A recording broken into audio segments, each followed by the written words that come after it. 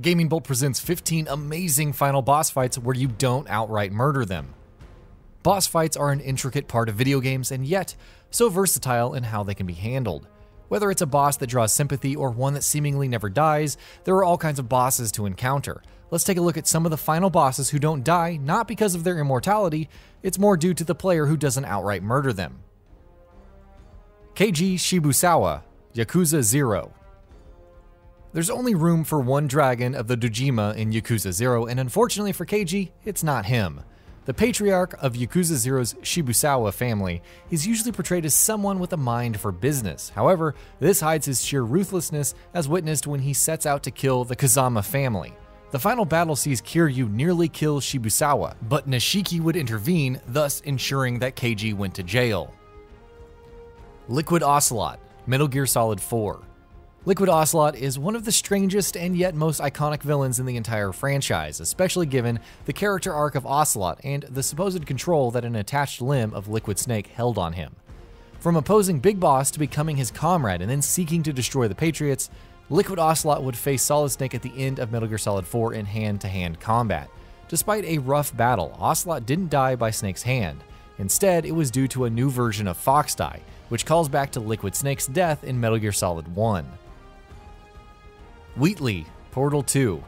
For a series where evil robots are constantly after you, there's a surprising lack of murder in Portal, especially compared to Half-Life. We still remember you, Eli Vance. Wheatley goes from charming to charmingly evil as he attempts to kill you and GLaDOS. Naturally, the only solution is to send him to the moon, which plays out in awesome fashion.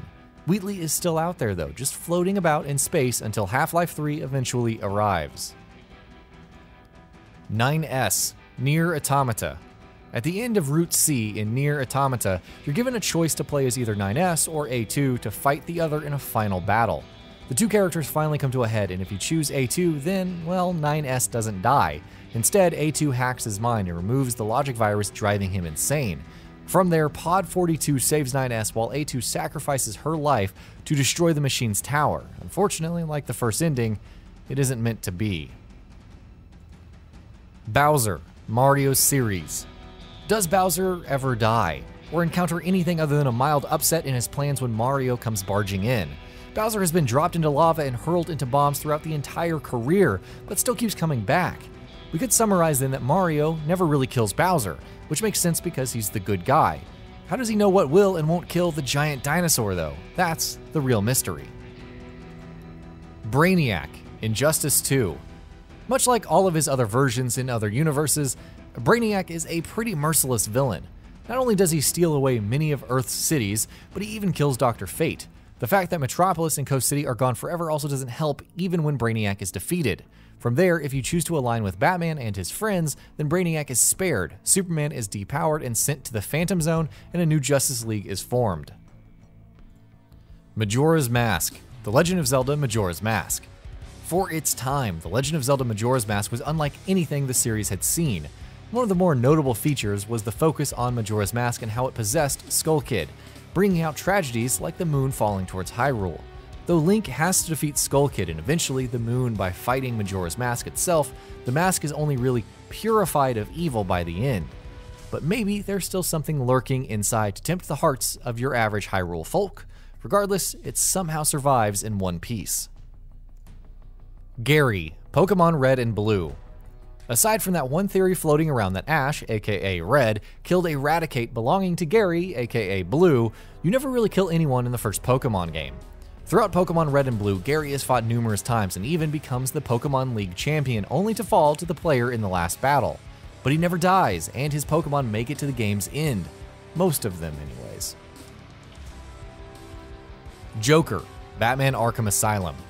It's a testament to Batman's sheer force of will that despite the numerous atrocities that the Joker's committed, he still refuses to kill him. In Arkham Asylum, even when the Joker frees all of the inmates and turns the place into his own demented playground, Batman still jumps through numerous hoops to stop him without killing him. As for the Titan formula that would eventually result in the Joker's demise in Arkham City, well, he did that to himself, hardly Batman's fault. Ruvik, The Evil Within. Ruben Victorino, or Ruvik, has had a tough life. After his sister was burned to death in a barn fire, which also left him disfigured, he was confined to the basement by his parents. Eventually, he emerged to kill them and create STEM in order to see his sister again. While Mobius, a shadowy organization, had its own plans for STEM, it killed Ruvik and took his mind.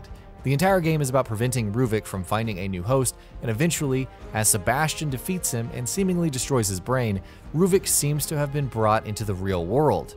How that will influence the sequel remains to be seen.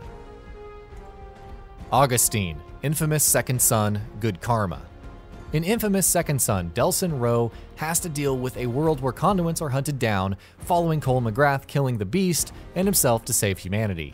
The DUP has been established, and it's headed, unsurprisingly, by a conduit named Brooke Augustine. She's not all that nice though, staging a conduit escape and ensuring the DUP stays in control. By the end, Delson has the opportunity to spare and arrest her for her crimes.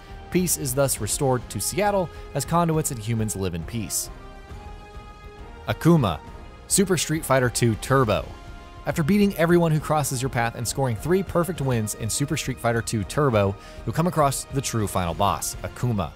As the brother of Master Goken, who mentored Ryu and Ken, Akuma was an incredibly tough challenge and not meant to be taken lightly. He kills M. Bison to fight you, for crying out loud. What more indication that he means business do you need? Asriel, Undertale Pacifist Run. The backstory for Asriel is fairly complex. Basically, as the child of Toriel and Asgore, Asriel is one of the reasons for the war between humans and monsters starting again. Long story short, Asriel is Flowey and wants to collect the human souls necessary to start an apocalypse. If you're on the Pacifist Run, you'll battle Asriel and eventually triumph, returning him to his original childlike form and having a happy ending with all. It truly is one of the more heartwarming moments in video games. Andross, Star Fox 64. Much like Bowser, Andross never really dies. Despite Fox McCloud seemingly destroying him time and time again, Andross keeps coming back. After seemingly dying in Star Fox 64, Andross returns in Star Fox Adventures. After dying there, he returns in Star Fox Zero. You can make the argument that he's gone for good this time, but really, you'd be just kidding yourself. Alma, Fear. You might say that this isn't a real boss fight. I'd argue that the creepy little girl who's been maiming people left and right, being revealed as a psychotic woman with ghostly projections trying to kill you, is. Regardless, Alma is the penultimate boss in Fear. She's constantly after you, and even when the Point Man destroys the entire facility, Alma is seen crawling up the helicopter. Spoiler alert, she only gets crazier in later games. And that'll be about it for this one. If you guys like what we're doing at GamingBolt, please consider subscribing to our channel, and I'll see you guys on the next video.